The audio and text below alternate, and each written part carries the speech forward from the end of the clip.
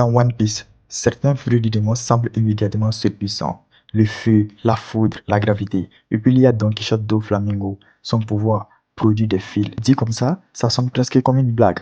On dirait un super-héros raté pour atelier de couture. Pourtant, Eiichiro Oda a fait un choix de génie. Le Ito no Mi, ou les fruits des fils, est sans doute l'attribution de pouvoir la plus parfaite, la plus métaphorique et la plus terrifiante de tous les mangas. Aujourd'hui, on décortique pourquoi ce fruit ne lui va juste pas bien. Il est le prolongement parfait de son âme de psychopathe. Le premier niveau de lecture, c'est évidemment la manipulation. Doflamingo n'est pas juste un pirate fort, c'est le joker de la pègre. C'est l'homme qui contrôle les marchés noirs mondiaux, qui vend des smiles à Kaido et qui fait chanter le gouvernement mondial. Oda a poussé le concept du manipulateur à son paroxysme littéral. Grâce à ces fils invisibles, Doflamingo prend le contrôle total du corps de ses ennemis. Imaginez l'horreur absolue.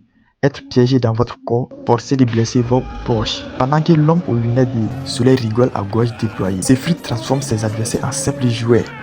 Et pour un homme qui méprise l'humanité, c'est le pouvoir idéal. Ce qui rend Doflamingo fascinant, c'est la manière dont son intelligence a transcendé un pouvoir qui semble pourtant basique au départ. Prenez le vol, par exemple. Comment vole-t-on avec des fils en les accrochant au nuage? C'est absurde, mais d'une logique implacable dans l'univers de One Piece. Et le coup de génie absolu de sa maîtrise technique intervient lors de son combat contre Trafalgar Law. Après avoir subi le Gamma Knife, une attaque censée détruire ses organes internes de l'intérieur, Doflamingo survit. Comment?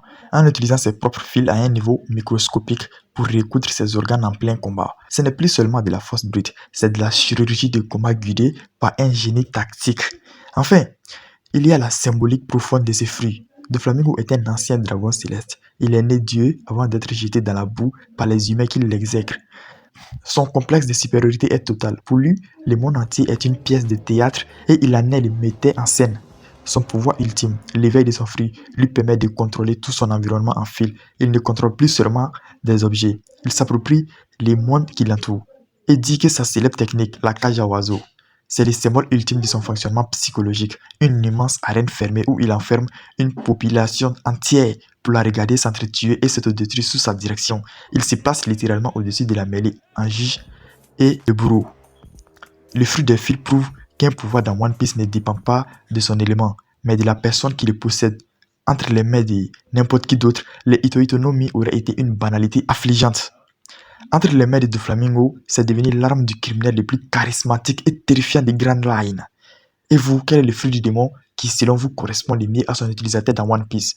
Est-ce que la maîtrise de Doflamingo dépasse celle de Katakuri ou de Luffy? Dites-le moi dans les commentaires. N'oubliez pas de lâcher un énorme pouce bleu et de vous abonner pour ne rater aucune analyse. À la prochaine.